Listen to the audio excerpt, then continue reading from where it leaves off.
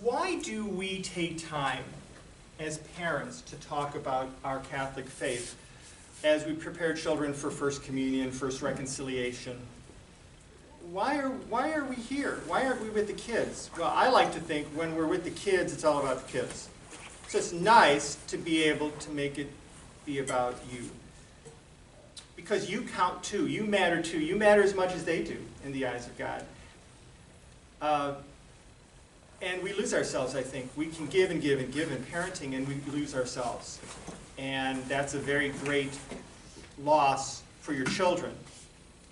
For you to take care of yourself and have lots to give them from who you are is the best gift you can give them. The line I use is, you can't give what you don't have. So, we want you to pass on your faith. But what if you don't have faith?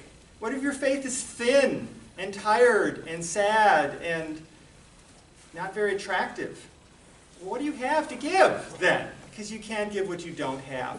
And kids can spot fakers a mile away. So we can go through the motions here. And it happens all the time, all over the place, where parents go through the motions, pretending, and First Communion is this big deal, and but it's as much about the cake and the suit and all the the trappings as it is about substantive, real faith. And this Eucharist now being food for your journey of life, Dan and Matthew, my little boys. It can be just about cake and party, and then we go back to our default mode. We get back to normal living. That's what First Communion is for a lot of Catholic families. It can be more, though. It can be an opportunity for your family to do that recalibration and say, you know what? We're going to use this as the great opportunity to say no. We're going to go in with both feet from here on with this belief in God and Jesus, Christian Catholic faith. We're going to choose as a family to be in with both feet from here on out.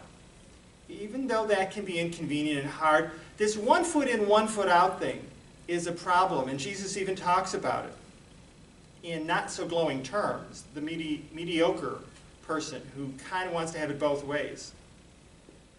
So, we take time, short little time this morning to reflect so that you might have more to give to your children from your being, your heart, your faith. That's what I want to gift you with, to gift your children through you.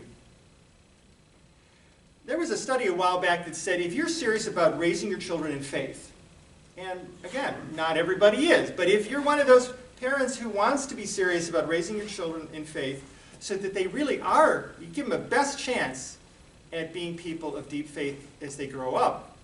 There are 3 things. And just real quickly, number 1 is talk faith. Share faith. We talk about sports far more than we talk about faith. Talk about lots of stuff more than faith. And it could even come from your lack of knowledge, or even some of your doubts and concerns and hopes. And be real with them, but try to grow, try to learn more so that you have more to give them. So just talk and share faith. That was number 1. Number 2, pray. Duh. Pray and do ritual. So ritual actions. I love Sunday evenings, gathering as a family on the couch in the living room, light a candle, read the gospel from that Sunday that you heard at Mass, and then talk about it together. Like, let's unpack, let's reflect upon what is Jesus telling us for how we should live this week.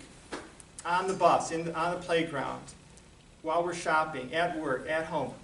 What is Jesus calling us to? What does this mean to you? You can ask the kids. So, family ritual reflecting on Scripture.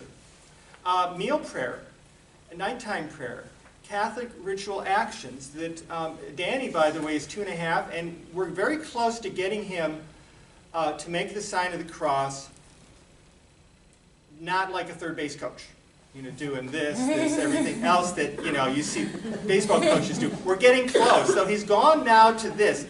He likes doing this. He doesn't like this, but he loves this. And so do a lot of this. Danny, do fast, fast. He loves doing it fast. So, well, Dan, what about up here? What about, he doesn't like that so much. So it's a process. But we've been on the journey with Danny, and he's coming along lovely. You know that Dan, 2.5, insists upon going up to the front of church at the end of every Mass now.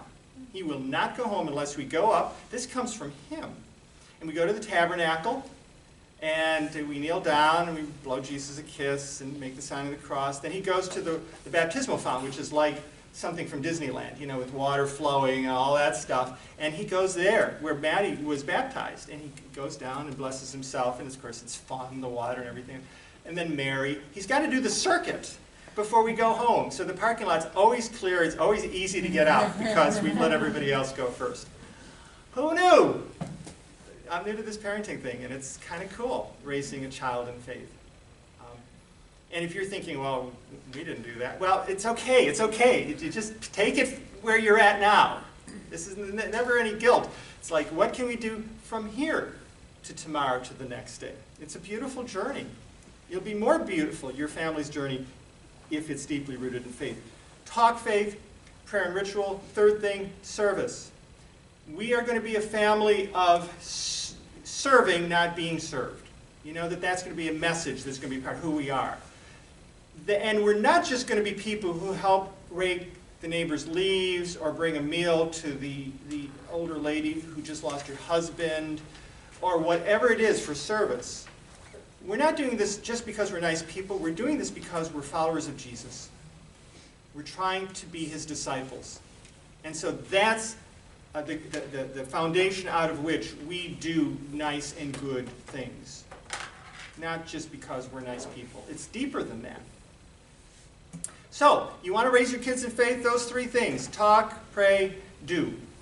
Not so complicated.